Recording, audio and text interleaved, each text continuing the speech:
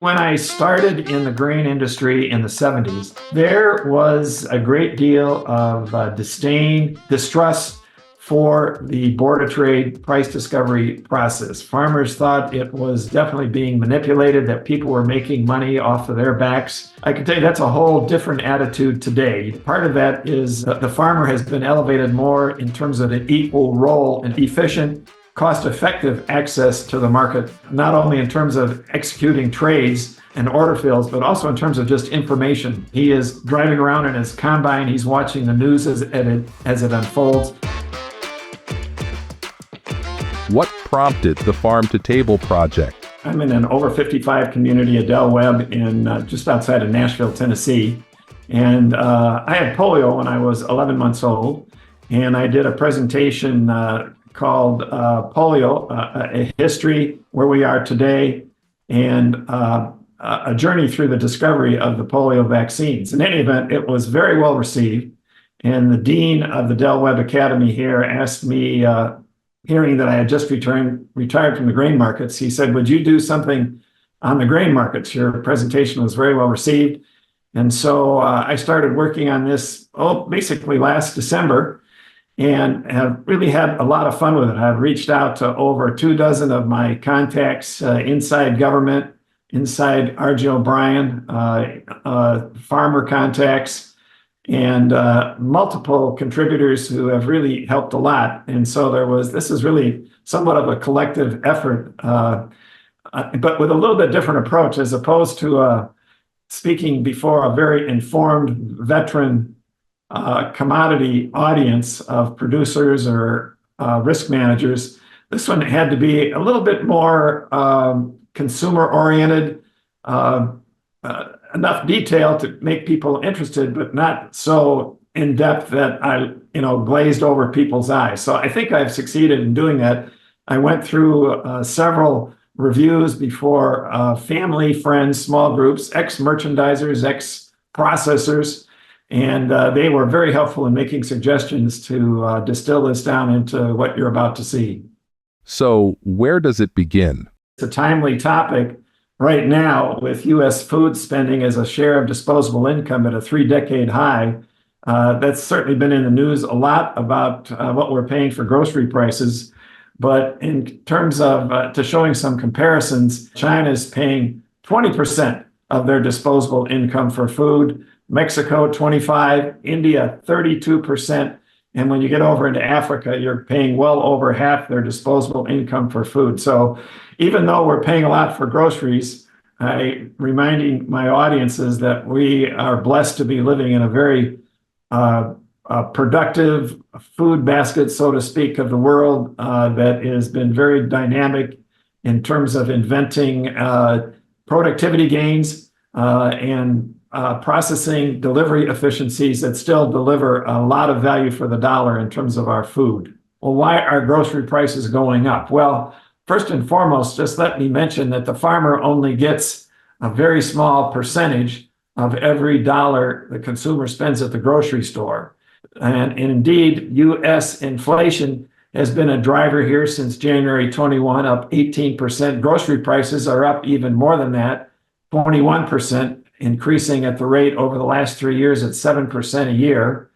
One of the big drivers of that, of course, has been crude oil prices up 58% since January 21. And then, of course, we've had a lot of government spending, the deficit alone up $6 trillion since January 2021. So what has all of that prompted?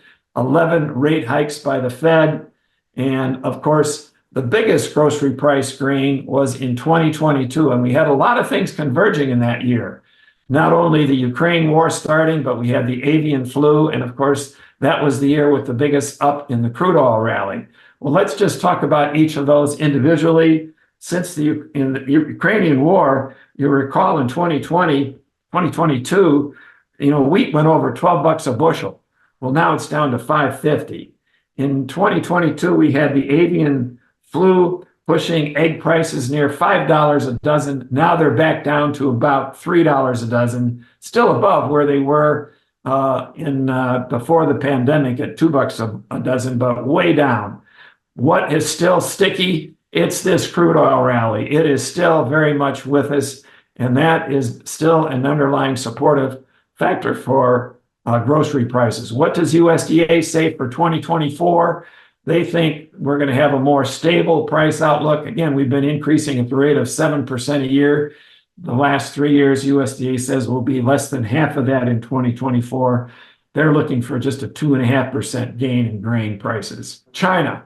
China is pivotal here, very challenging. They've got 22% of the world population, only 9% of the arable land. And because of that, they are number one in terms of top importers of corn, beans, beef, pork, poultry, cotton. And I might also add they're the top importer of crude oil as well. And importantly, this year, the government has improved the planting of some test areas of GMO corn. This is not a term I prefer, genetically modified organism. I prefer the term gene enhanced, but in any event, GMO is sort of what we're stuck with. In any event, China just needs to increase their national corn yield, which is about 95 bushels an acre. The US is about 175 bushels an acre. They just need to take that corn yield up 10%, and they can stop all corn importers. That's a major statement for the largest corn importer in the world. What about Russia? Their wheat production, again, I'm going back over the last 30 years, has doubled. Impressive. Their crop double what it is in the United States, 91 million tons versus 45. But importantly, they are now 25% of the global wheat export market. 51 million tons of wheat they'll be exporting this year versus 20. And I'll just ask you to reflect back to Putin's invasion of Crimea in 2014-15. You may recall he said after Obama slashed sanctions on Russia, Putin responded and said, "We will bury you in wheat. We will bury you in wheat." And by gosh, since 2014-15, he's taken his wheat exports from 22 million tons in that year to 51 million tons in this most current year. And then finally, Brazil, they are now the top exporter of corn and soybeans. They just beat out the US last year in corn. They've been the number one bean exporter for several years. But more importantly, they have another 70 to 100 million additional soybean acres that they can bring online by 2054. How much is 70 to 100 million acres? Well, we have about 95 million acres of corn in the United States. That's a lot of additional land. And incidentally, this is not coming from rainforest. The government of Brazil put a stop to that in 2008. This land is going to come from Cerrado, which is scrub brush, but mostly from pasture land. So this is a real threat here in terms of bringing additional food production online for the U.S. farmer. I have a good friend in the industry that actually has as his client the largest soybean farmer in Brazil. That farmer farms 250,000 acres. That is 390 square miles of soybeans that he farms. This is just an example here of all the equipment lined up to cut down those soybeans. Here is a graphic showing Brazilian soybean production in the bars. This is in a million tons. And this is a graphic, the line shows how their acreage has steadily increased. Aside from that, we have a graphic showing corn acreage and production, the production in the bars, the acreage in the line. You'll note that this is a little bit more erratic year to year. And the reason for that is, of course, that corn follows soybeans as a second crop, and it's planted near the tail end of their wet season, and you can get more variable production years. So now, importantly, this is, I think, crucial. Take a look at where we've come since 1994 versus where we are today in terms of these important metrics: production, uses, and global exports. Corn production more than doubled in the United States over the last 30 years. 3/4 of it is going through feed and through ethanol. And incidentally, in some of my test groups, there seems to be confusion over what the difference between field corn and sweet corn. Sweet corn, of course, we enjoy in the summertime, Canners put it into cans so we can take it off the grocery shelf throughout the year. But sweet corn acreage in the United States is less than 500,000 acres. It's nothing next to the 94 million we plant in corn. But in any event, this is very telling. Look at global exports. Just 30 years ago, we had over half the market. Now we're down to 30% of global corn export market share. Wheat, we've actually declined in production. A little over half of it is milled into wheat. The rest is exported. But here it's the most dismal situation. We had 28% of the global wheat trade in 1994. We're only a third of that today. And as I just said, Russia, a big part of that. Soybean production also over doubled in the last 30 years. And of course, a little over half of the beans coming out of the field is crushed. You crush a bushel of soybeans, you're going to get 44 pounds of meal, 11 pounds of oil. But here again, look at how our export market has shrunk from 65% down to just today's 28%. Ethanol. A lot of folks not familiar with this. There's your E10 gas distributor. Almost 98% of all U.S. gasoline sales contain E10.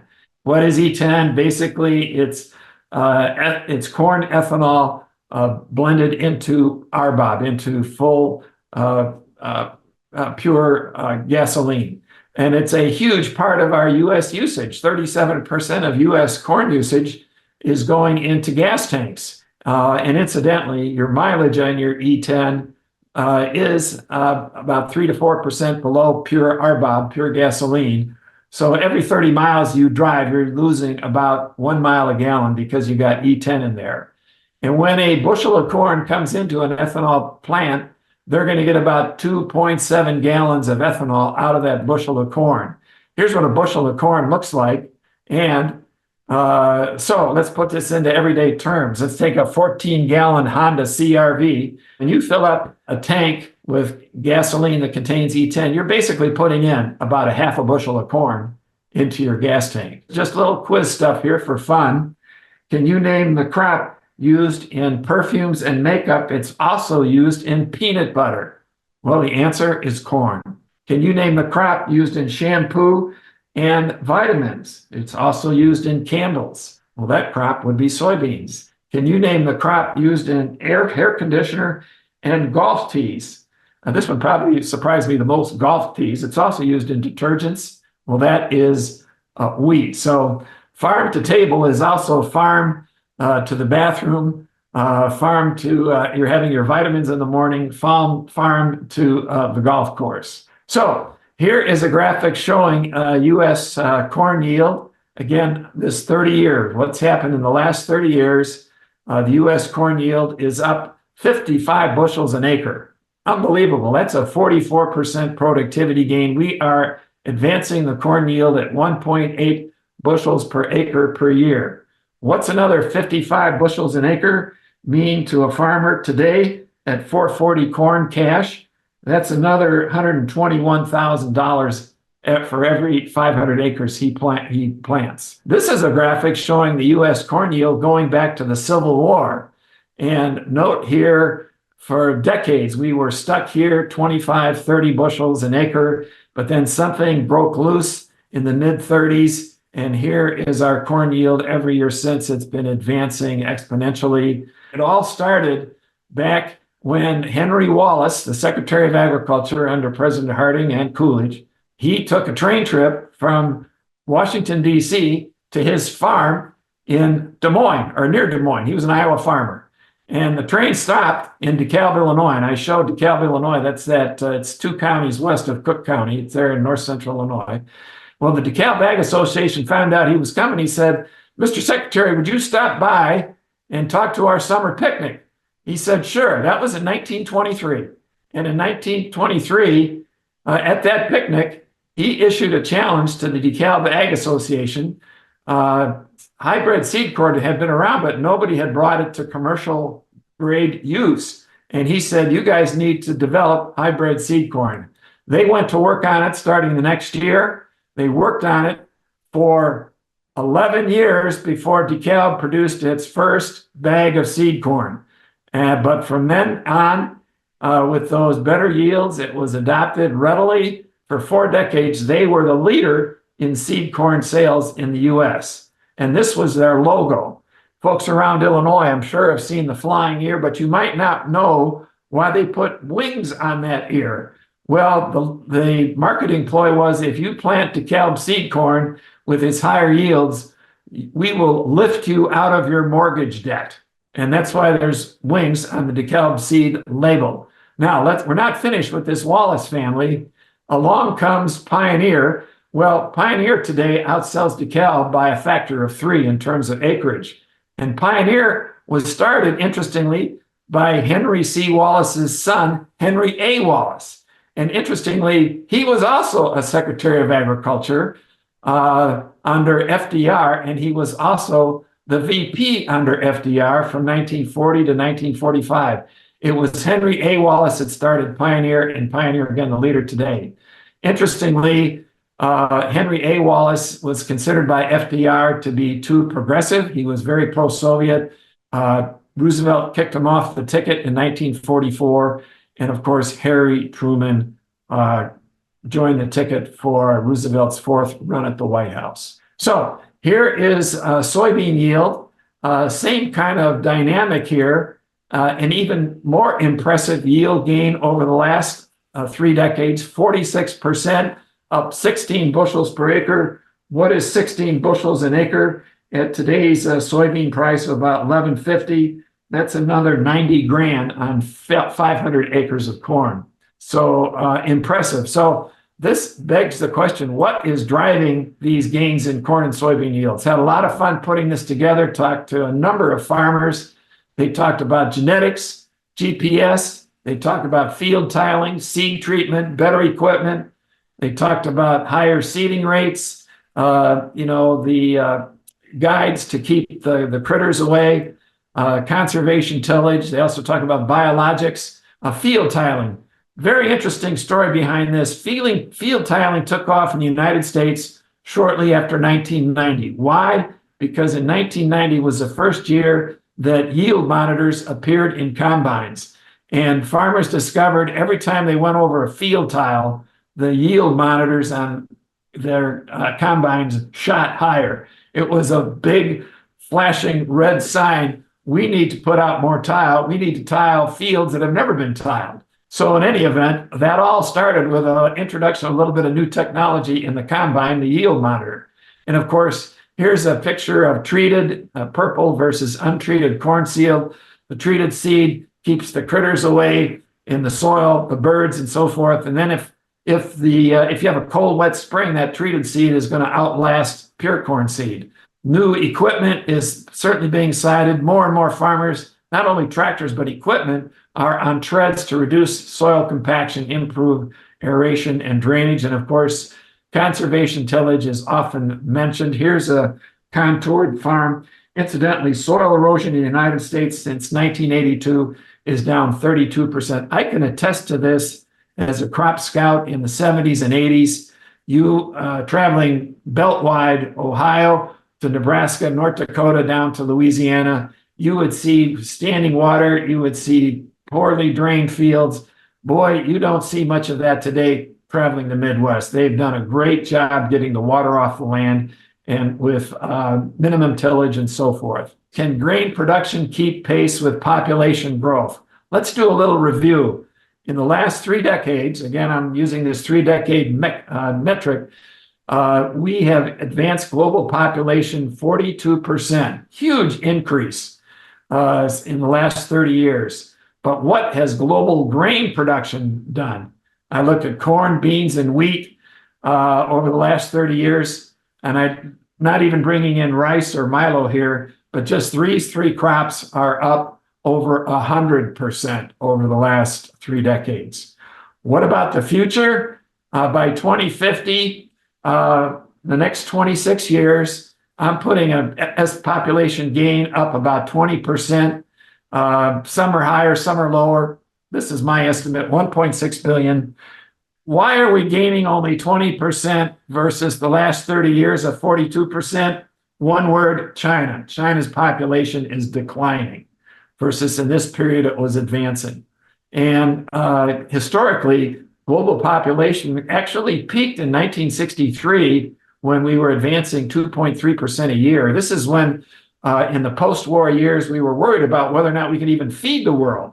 And I'll have some comments about that coming up. But today, the population's advancing at less than 1% a year. And by 2050, we're going to be advancing at only 0.5%. So the answer unequivocally, yes, we are going to be able to outpace population gains with gains in productivity ongoing. And of course, I talked to you about all that undeveloped land in South America.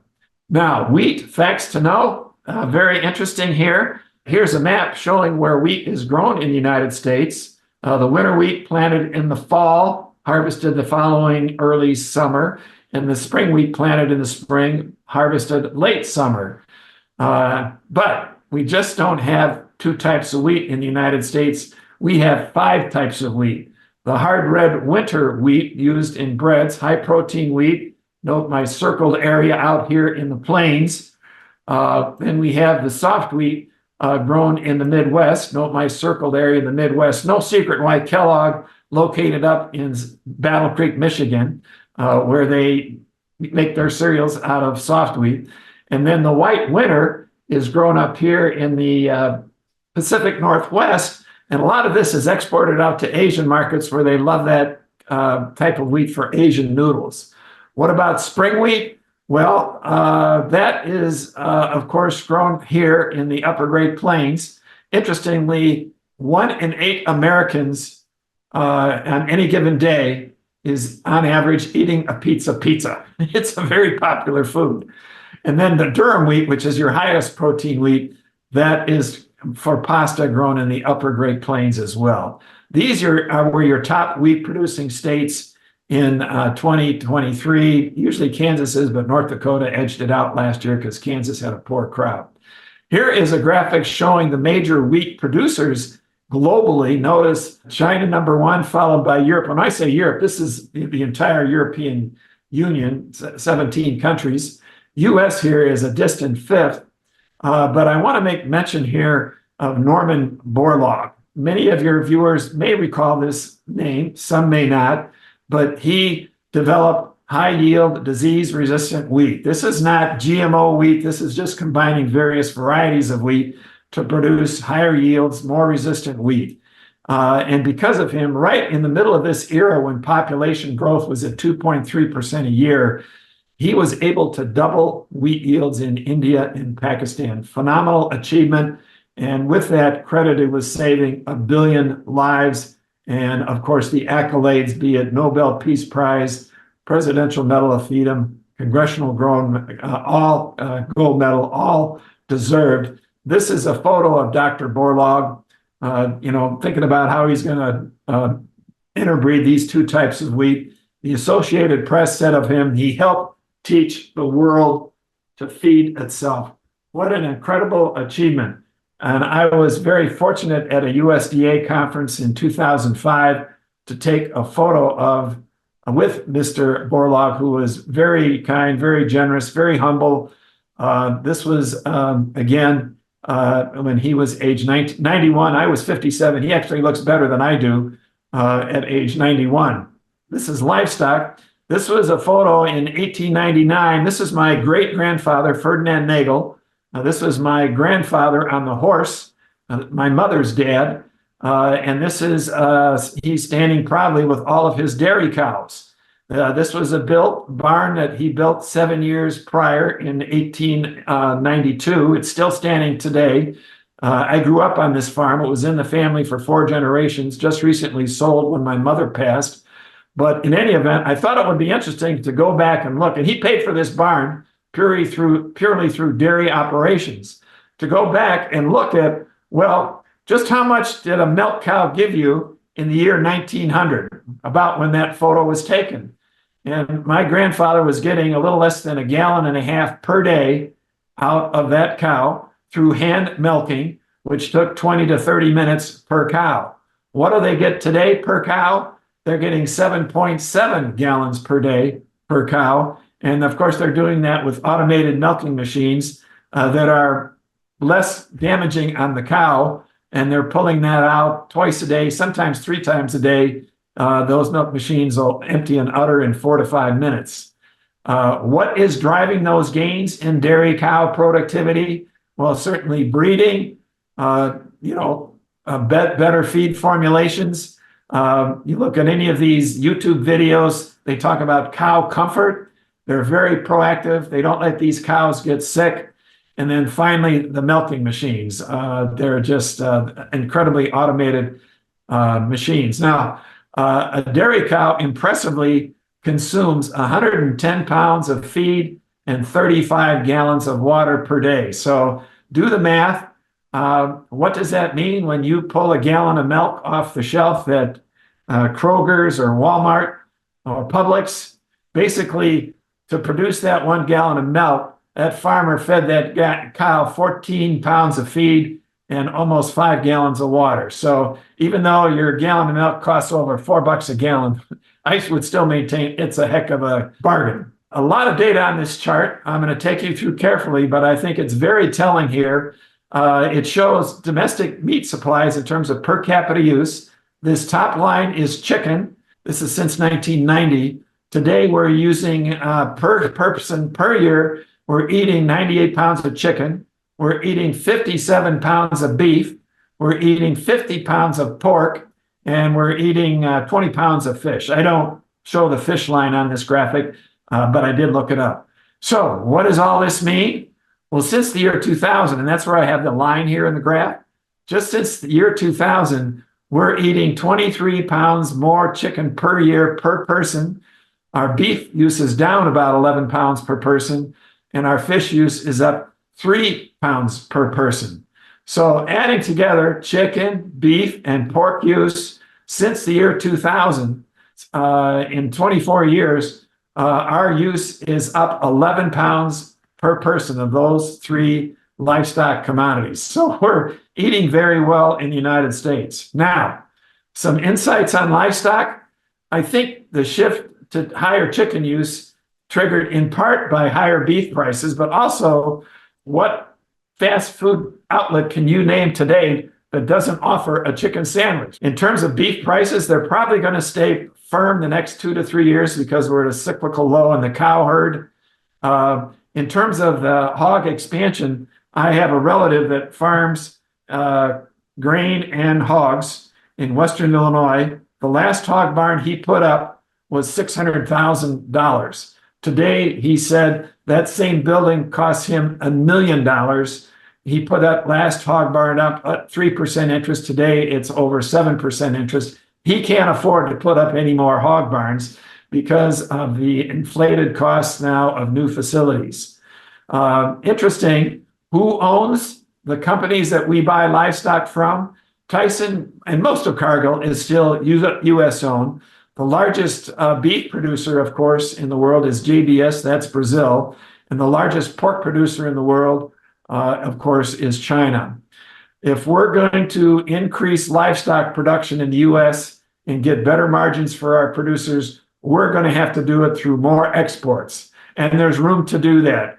We only export in the United States about 23% of our pork, 16% of our chicken, 12% of our beef is going out the door. So we've got room. And this is where the trade policy, the U.S. trade rep, this is where this becomes very important in terms of opening up countries that have barriers to these commodities. So we talk about farmers as they come in February, March, and say to their Mr. Banker, I need $250,000 to put my crop in. And the farmer says, you see this slide? I don't know if this is hail or drought or both, but why would I give you $250,000? Because this is what could happen to you at the end of the growing season. And I'd be out the money to all of my depositors. Well, the farmer says, no problem, Mr. Banker. I've got crop insurance. In fact, not only do I have crop insurance, it's federally guaranteed crop insurance, which is heavily subsidized by the taxpayer. Well, the banker responds, no problem. How much did you want me to write that check for? Because the bank knows he's going to get paid off even if there's a crop failure. How much is farmland value up over the last 30 years? It's increased fivefold. Sounds pretty good? Well, ladies and gentlemen, you would have done better in the Dow. Since 1994, the Dow is up tenfold. Now, let's talk about planting. This is a John Deere 2-row planter. This was the planter that my dad had on the farm. You pull this cord when you enter the field. The machine drops down, creates a slit trench, and then from the seed hoppers here, the seed would drop in the seed trench, and these wheels behind would close up the trench, and the corn was planted. This planter, incidentally, interestingly, was in production for over 3 decades. It cost about $300. Let's contrast that. Oh, and incidentally, this is a graphic of some of the farm antiques I pulled from the farm before it was sold. You see this round planter plate here with all the notches. That planter plate resided in the bottom of these seed bends you see on the left. And every one of those little notches held a corn seed. And as that gear rotated, it would drop one seed into the ground. That's how it was dropped. It was all gravity mechanical fed. Here is a modern corn planter today, a 24-row planter, John Deere. This is a $500,000 event. And I think it's reasonable to ask, how does the corn seed get from the middle here all the way out to these mini hoppers at the end rows? Well, it's a combination of blowers, which blow the seed out to all of these mini hoppers. And then when it gets in the mini hoppers, there's actually a vacuum system which vacuums the seed into those rotating planter plates before it's dropped into the ground. There's more technology in John Deere tractor cab with a planter than there is in a Tesla. Now, let's talk about transportation and logistics. Some of these largest combines today hold 400 bushels. And they dump it into a semi, which holds 1,000 bushels. And then from that elevator, that grain is either transported into a rail car, which holds 3,500 bushels, or into a barge, which holds over 50,000 bushels. And then it goes down to an export elevator, where it's again dumped into the elevator. And from there, a Panamax vessel today, the largest vessels, hold over 2 million bushels. And this is what I thought was surprising. These unloaders at ports can pull the grain out of these holds at the rate of 72,000 bushels an hour. Ladies and gentlemen, they can unload 2 million bushels of grain in 2 days. Unbelievable. So this is kind of my bailiwick, taking my role as a grain analyst down to very rudimentary terms. The basic question in terms of price forecasting: are grain prices increasing, decreasing, or stable?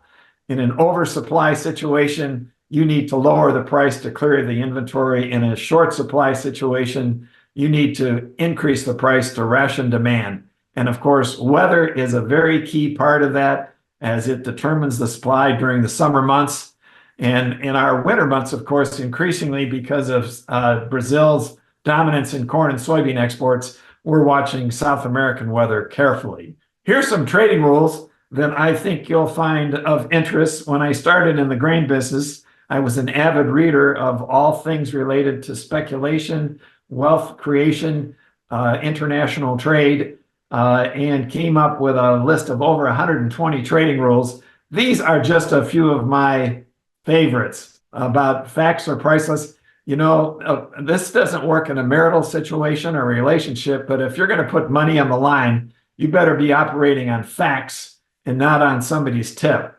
And of course, 80% of the time, markets are simply trending. Either they're trending higher or lower or sideways. That's an important rule to be mindful of. Now, weather. Midwest droughts are less frequent. When I was a director of research, grain analyst in the 70s, 80s, 90s, we would have 2 to 3 droughts a decade. Ladies and gentlemen, we have not had a major drought in the United States since 2012. He does point out that the short-term models, accuracy, the math going into them, that has improved, but there's not much an improvement in the long-term accuracy. Case in point, on the forecast reliability, your 24-hour forecast is pretty reliable, 90%. 48-hour, still pretty good. But when you get down to the 10-day forecast, don't pack your cooler based on a coin flip forecast. It's still not very good. This is a graphic showing Iowa climate going all the way back to 1895. And it just shows summer temperatures, the high and the lows that year. And interestingly, I want to point out here, you can see I'm bringing in a line here since 1995 where Iowa temperatures have been topping out in the summer. Again, this is just Iowa and it's just June, July, August. Let's go back though and look a little history. Summer temps in Iowa were certainly higher around the First World War. Summer temps in Iowa were certainly higher. Look at this line in the Dust Bowl years. Summer temps in Iowa were certainly higher in the 80s, when I think we had 3 droughts in the 80s. So we have had higher summer temps on 3 occasions in this graphic than we have had right now. But having said that, nighttime lows in Iowa are trending higher. Take a look at this graphic here, how nighttime lows are trending higher. Well, the same thing happened in 67 through 78. Look at this line here. We had nighttime lows trending higher in the state of Iowa. But what happened after 1978? It went very erratic again. No pattern was sustained. I'm not a climatologist. I'm not a meteorologist, but I can read a chart. This just says to me, forecasting long-range weather is a very difficult thing to do. Now, let's talk about the Board of Trade here for a moment. This is a classic photograph taken at the height of the interest and activity in the Chicago Board of Trade. A lot of people here, all making a living, some salaried, many just filling orders, some with memberships. In any event, a lot of people making a pretty good living. And incidentally, we didn't have our first standardized futures contract until just before the Civil War ended. And here I put in just a brief definition of what a futures contract is: an agreement to buy, sell a commodity at agreed upon price and delivery date. And for my audiences not familiar with futures, I simply explain your crop comes off in about 2 months, but you got 10 months in which to manage the risk for selling that crop. For an end user, he's got 12 months when to figure out how to buy that commodity at the lowest price. And futures contracts help people do that. Now, a little bit of history. The Chicago Board of Trade actually moved into its own building in 1930. I've worked in this building almost a decade. It was opened in 1930, and it was the tallest building until 1965. The Greek goddess of Ceres on top, faceless, because the architect thought there would never be a building in Chicago taller than the Chicago Board of Trade. Well, that all stopped in 1965, and today there are 55 buildings taller than the Chicago Board of Trade. But let's talk about futures trading today. At the end of the pit open outcry really cracked in 1992 when the CME launched Globex, the first electronic platform for matching buyers and sellers. Well, the floor traders didn't give up easy. It wasn't until 2015 that the grain futures pits closed, and in 2020, COVID actually closed the options pits as well. And that was the end of 172 years of open outcry in ag markets. Where are we today? It's all electronic. It's more efficient, it's faster, it's more accessible. A farmer on a combine with an iPhone can get a fill on a contract he puts in before the wheel goes around in that combine once. Incredible. But interestingly, you saw all of those people on the floor making a good living are being paid. The ones that went upstairs and tried to make money just on a screen, less than 5% of them could do it without feeling the emotion, the flow, the noise level of the orders coming into the pit. When they went up and were just trading against the screen, very few of them made a living. But importantly, the CME loves it, a publicly traded company, because the grain contract volume now, all electronic, is 2 to 3 times higher than it is open outcry. So wrapping this up, the challenges facing the grain industry, I think I've painted a picture here that we still have row crop yields increasing, but U.S. export share is declining. Look for more gains of production out of Brazil in corn and beans and more gains out of Russian wheat exports. And importantly, if China does indeed embrace GMO corn in the next 5 or 6 years, the largest corn importer in the world, could drop off the map. So, and as I've demonstrated, I think grain production will continue to outpace the growth in grain in global population. No problem there. So we're going to have to find more domestic uses for our corn, soybeans, and wheat. Livestock, yes, is one way to do it, but we're going to have to get out more in terms of meat exports. Another way to do it could, with lower grain prices, are we going to see more cropland converted to solar and wind? Well, let's talk about wind, for example. I just spoke with a Iowa or Minnesota contact about this. I mean, there's pushback on these wind farms. Farmers around them are reporting eardrum problems. Of course, they kill a lot of birds. To put up a wind farm, one mill, requires 1,800 tons of concrete and 135 tons of rebar. And their useful life on them is 20, at most 25 years. So there's reluctance. And also, you know, farmers just like to farm. They like to produce. Now, in terms of the solar, this farmer I told you in Iowa that has the hogs, he was offered 3 times normal land rent to put up a solar farm on his 1,500-acre farm, 3 times. And he simply said no. And he said, you know, Rich, he said, the contract goes for 25 years. Where will the federal government be in 25 years in terms of paying out generous subsidies for solar farms?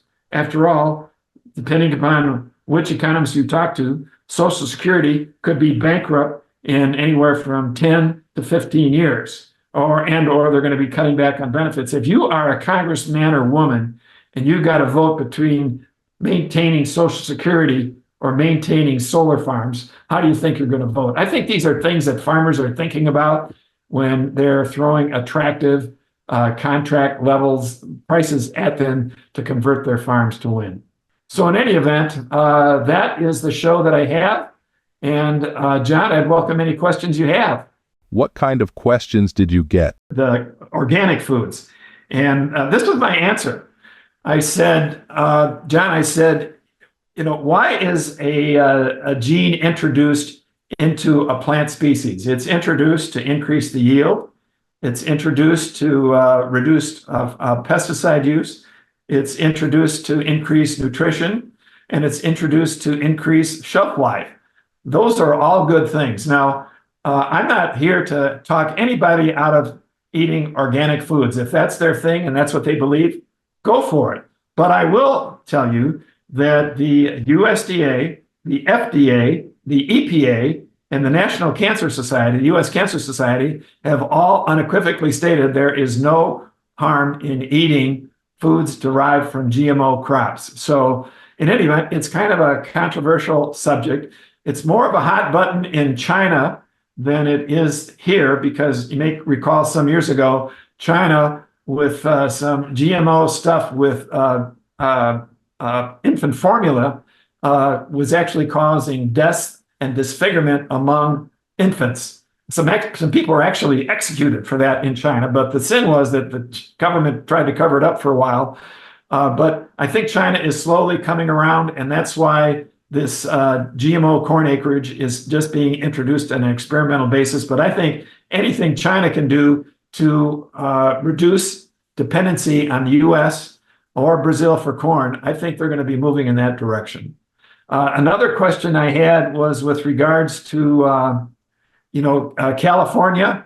As you know, they did a case where they want all of the pork going into California to be produced in what they call more humane conditions.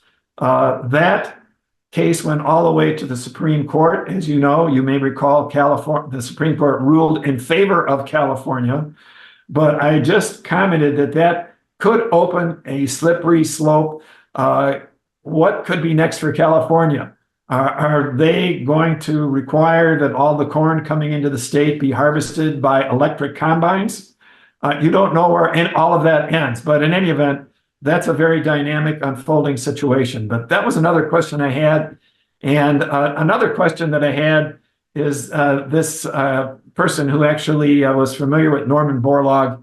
He encouraged me to mention that Norman was a U.S. citizen, a University of Minnesota doctoral grad, and grew up on a farm in Iowa. He was very much an American. He wasn't a German or an Austrian or anything.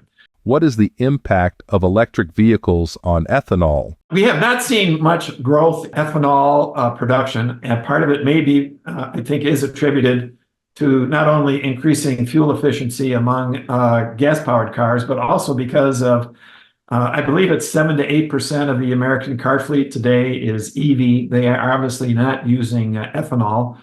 And of course, the ethanol industry is very interested in pushing E15 onto the American public. But the last I saw is that there are a number of car manufacturers that will not stand by their long-term engine warranties if you're putting E15 into your gas tank, to say nothing of the fact that your mileage goes down further with E15. What is the biggest challenge during a drought? As an analyst, the most difficult thing in a drought situation, trying to hit the peak of the market, knowing that the market put in short supply information very quickly, but continuing to see the market go higher and higher. And that's where that trading rule, when we continue to get bearish news and negative input from farmers or from USDA, and the market couldn't go any higher at that point, that's when you knew that all of the buying was in, everybody was long, everybody was overloaded on one side of the boat. And, you know, a market will lose in 1 month what a market has taken 3 months to build up. That's where really the big money, the fast money could be made, is watching market turns at the top of drought markets and then, you know, putting on some short futures and wow, watching your statement just balloon quickly.